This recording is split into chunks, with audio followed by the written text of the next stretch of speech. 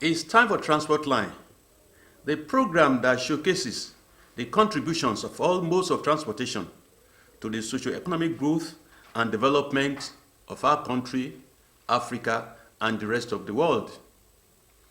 Transport Line is being beamed to you from the Center of Excellence, the state of aquatic splendor, and Africa's second largest economy. I am Shina Elegbede. Thanks for being part of the program. A lot has been happening in the transportation world, especially in the maritime sector. Maritime, because today we're going to focus on the Cabotage Vessel Financing Fund, CVFF. Recall a few months ago, Mr. President Bola Ahmed Tinubu directed the Minister of Marine and Blue Economy to quickly disburse the Cabotage Fund. Since then, there have been activities, interaction between stakeholders and NIMASA, that is the body that is responsible for this disbursement. Well, NIMASA promised August, and I tell you, to God be the glory, already we are in August. So the countdown has started. So today, I have with me on set a shipping magnate, somebody that knows the nitty-gritty of shipping sector in Nigeria. He's the chairman board of trustee, Nigerian Ship Owners Association. And of course, he is the pioneer president of that particular body. So it's the privilege of Transport Line to have on set Chief Murakinyo Jolapamo. Welcome to the program, sir. Thank you, Shina, for inviting me. Thank you. Chief Jolapamo, we want to start with the aspect of doing a quick appraisal of the Nigerian shipping sector since the defunct and liquidation of Nigerian National Shipping Line. How do you see it? That's a big question. But I would rather say that even before the demise of National Line, we have not made much progress in shipping development, and it's a deliberate action. I can tell you point blank that there is no success story in shipping to date. The National Line went down for various reasons. But when you look at the private ownership, they went down for the reasons that the government refused to develop the place, i.e., we have cargo. That's the basis on which you can develop shipping, the cargo to carry. Yes. But we have deliberately left it for the other people to, The foreigners. for the foreigners to carry. And till tomorrow, that has been the trend. And until such a time that we take the bull by the horn, can we? I'll give you an example. I was in the NMPC for like 10 years. We tried to introduce Nigerians to carry the cargoes from our refineries. And when some of us left, we almost achieved 80%. If we had done that or achieved it to, say, 100% of local movement, then there would have been progressive something to trade internationally. And that informed why we fought and got the cabotage law. But of course, the foreigners that are enjoying this something, some don't know where Nigeria is. and they are earning like hundreds of $millions from Nigeria with their ships. That's what really irritates or angers people who knows what is in it. If we are making money from Nigeria and you think Nigeria is a shit, and we also accept that we are shit, because if we don't, we should have turned this thing around, like the Asian countries, like the Koreans. But of course, because of a few peanuts that some of our people get, they don't want to. Till tomorrow, we have been talking of FOB, CNF, and what have you. CIF, yeah. But we are importing crude from Venezuela when the Kaduna refinery was going to take off. If we don't pay them, they don't let us load. And we have to load on their vessels. If we are doing that way back in the late 70s, and today we are still doing the same thing, it's very irritating. And what can you do? We fought for CVFF. We fought for the cabotage law. We got the cabotage law. Before the cabotage law was put in place, the foreigners were coming to us to come and negotiate. But the easiest way they find out is to sabotage us. So they went through the legal people to say, put this clause, put that clause, and they put, must be bid in Nigeria. Must be this. If it's not bid in Nigeria, you have to have an exemption. They call it what? Is it waiver? Waiver. And that the people didn't come again because they know there is a way out. Till tomorrow we are talking about waiver. The lawyers that made the error that time, they can realize that they have made an error, but it's too late. How do we correct it? We are not facing how to correct, and that is the problem. I started being the CVR from the Navy way back in the 60s, and have not left the profession. I'm 80.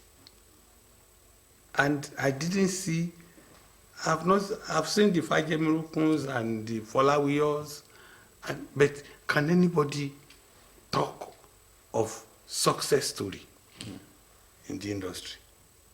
And we are not taking it serious. But I don't like to talk much about it because it's a vexing issue. Thank you, Chief. So, well, we have to take that because if you don't learn from history, we make the same mistake and we'll be overtaken by history. So today, cabotage is on the ground. And part of the idea or the motive is to make sure that the fund assists indigenous ship owners to more or less build ocean-going vessels or procure ocean-going vessels. Today, before we start this program, we heard that there have been many meetings, discussions between the ship owners, indigenous ship owners, and the master. And what really interests media man like me is the issue of the 15% that you have to put on the ground. It's a lot of money. To start with, before we go to the 15%, what is the latest development as regards, because we are in August now. So August is here. Mr. President has said, look, you must disburse the fund by August. Is there any progress? Is there any sign to show that there's going to be light at the end of the tunnel? Well, it's neither here nor there. Mr. President is a man we call as number 6. Number 6 is sense plus 1. That means you can outsmart every other person that has sense. I know there is no money there. There is no money, and I'm saying it categorically because the money has been spent. But they have a way, admittedly, or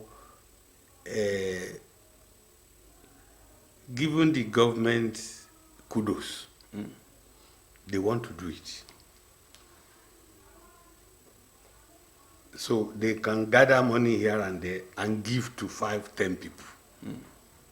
But I don't know whether it's going to be on a revolving basis or continuous basis that the money is meant for. Can you imagine monies that were being collected from 20-something years ago? I mean, it's not peanuts, it's not selling EPA. It's a lot of money. But we've asked for the account of those money. Nobody ever listens. But of course, if they start disbursing now, then we can ask what has happened from the beginning. But I know the government have good intention. Let me take you back to when was this APC government? 1950. Oh, sorry, 2015. When the APC won the election. And the present president was the leader of the party. He actually sent for us to come and give them a blueprint of how we want the maritime to, the direction to go. We did. You mentioned this guy the other time, Ilori. Yeah, Emmanuel Ilori. Ilori was actually working closely with me that time. I mean, we presented these things To them. to Government. them. But of course, the then head of state, Buhari. the late head of state, knew where those submissions were coming from. So he just threw it by the side. I mean, having known the originator from our days in the NMPC was the minister, while we were just junior officers. But a lot of things happened. They didn't do anything. But the moment he got in, he started off with some of this, and admittedly, what Oyetola is doing, he has good advisors, and he's listening. So some of the things they do, we can say is commendable. They may not be professional as such, but they are getting good advice. And if your daughter is beautiful, You can marry her. you can marry her. Not possible.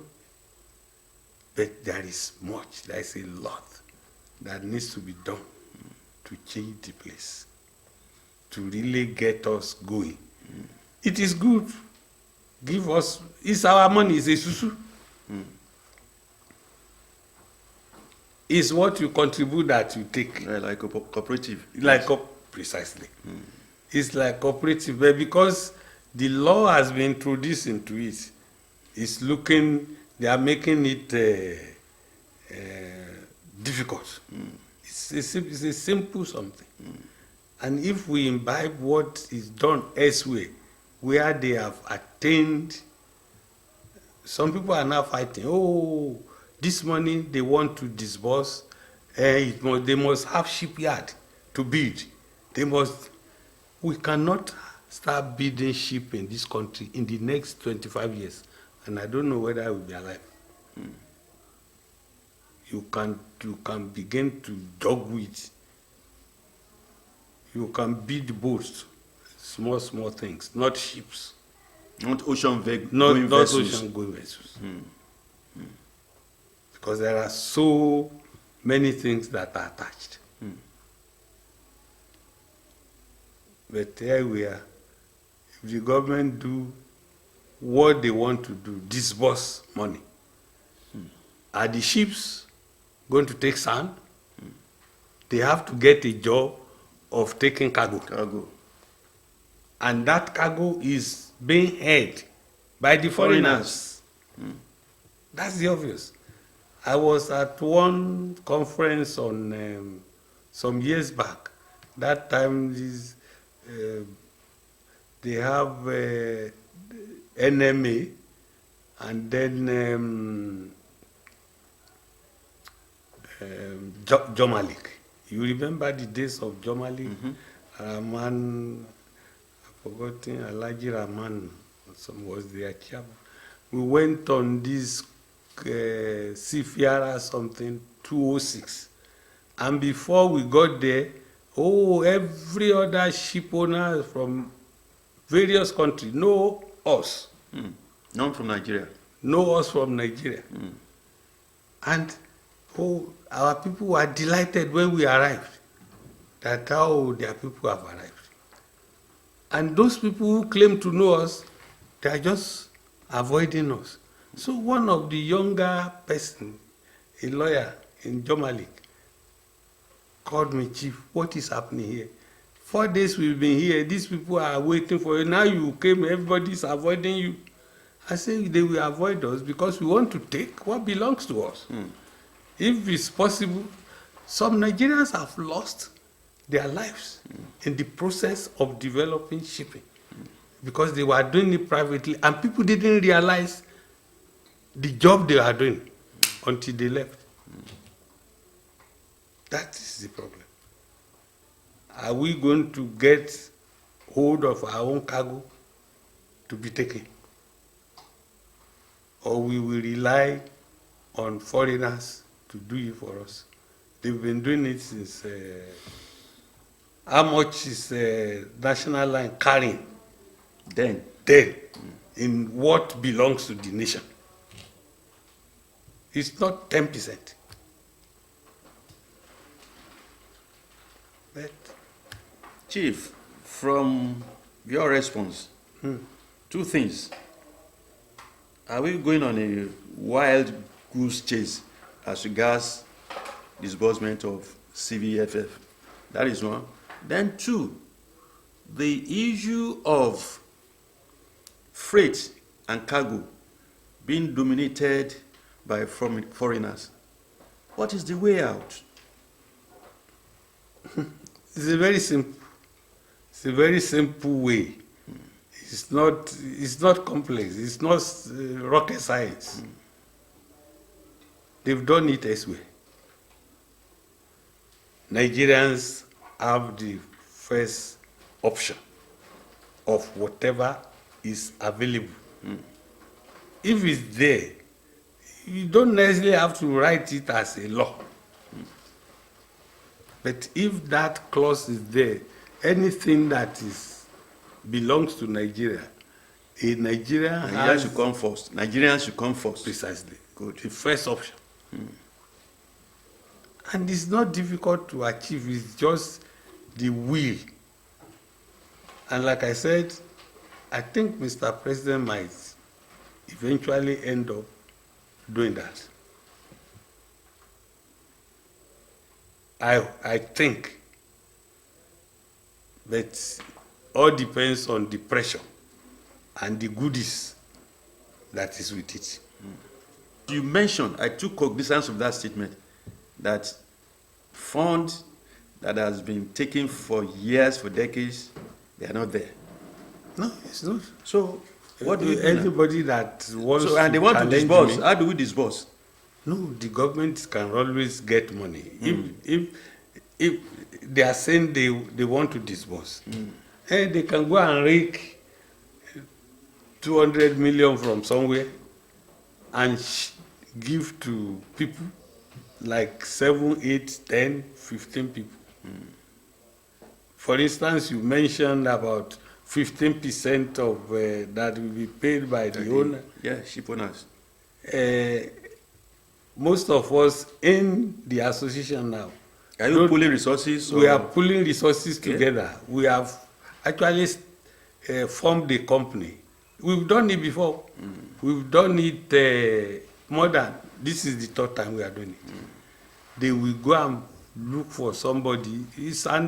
Shipping is where you get what is known as espionage in its best, where you want to cover your lies, or you want to turn lies to truth. Because you know, when it's said many times over, people will start believing. Chief, today you spoke about indigenous ship owners coming together. You've formed a company and what have you. Has there been any green light from NIMASA that come so date this fund will be disbursed? Or what is the progress? How do we really move forward in terms of shipping sector in Nigeria? Like I said, moving forward is not difficult. It's not something that will come from the blues. It's just a pronouncement. Pronouncement that this is what should be done from now on henceforth. I can tell you that the people supplying the NNPC vessels from 1979 or 70, their children has taken over, foreigners. The people that entered with them, that are Nigerians, that were encouraged to go in there with them, they've all fizzled out. Somebody should check what is going on. Is it because the foreigners know it better than us? Or is there an area where we are getting it wrong? But we all know where we are getting it wrong. It's just that we do not want to accept. And it's a few people that are in charge. Where are we getting it wrong? We are getting this wrong because we have left it in the hands of other people and not putting it in the hands of our people. You can make a law to say, if you do this, this is what will happen. Yes. If you do this, let me give you an example. Before we lost most of the tonnages, local tonnages that we had, when they didn't want to disburse the CVFF, we now have to go and fight to say, let us repair some of these vessels that we have that are old, that may not be able to trade anymore. The government, we got, I don't know, I can't remember how many billions to repair up to like 40 or something ships. Do you know, is that money somebody just took and go and buy a floating dock? Floating dockyard. Floating dockyard. That's the money they use. And nothing happened after that. It's over 10 years now or more. That dock has not Generate a single dollar or naira for us. In fact, we And- are paying for storage. no repercussion. Nothing. No, nobody is caught. Nobody is prosecuted. Nobody is. And Nigerians that invested into shipping, millions of dollars lost because those ships were lost. And it's an added advantage to the foreigners to bring their vessels. So they increase instead of decreasing. Chief,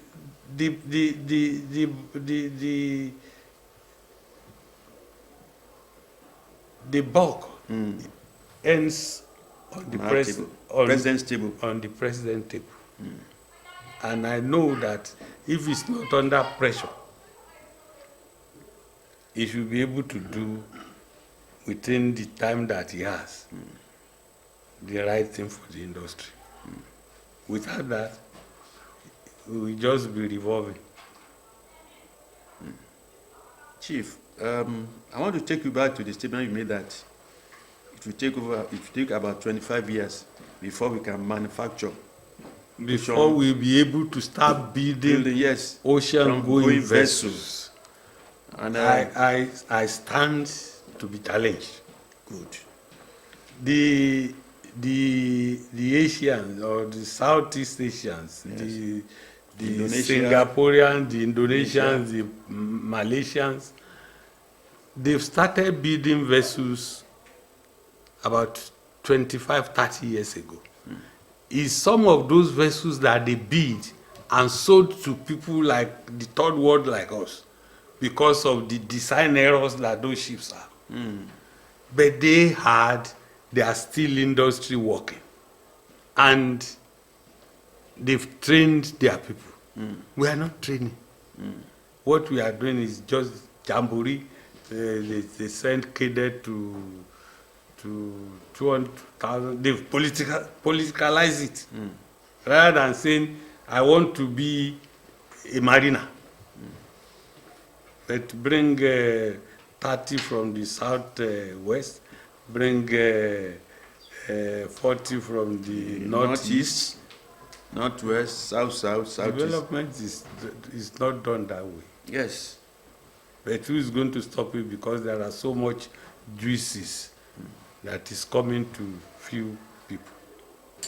Chief Murakiyo Yolapamo, I want to appreciate you Thank you. for being on Transport Line. It has been a period of education, information, and indirectly entertainment as regards the shipping sector of Nigeria. I thank you very much, sir. It's a pleasure having you on Transport Line. Well, that is all about we are going to take on this particular episode. But before I go, remember, times are still hard. Continue to be your brother's keeper. Be compassionate. It's not everything that has to do with money.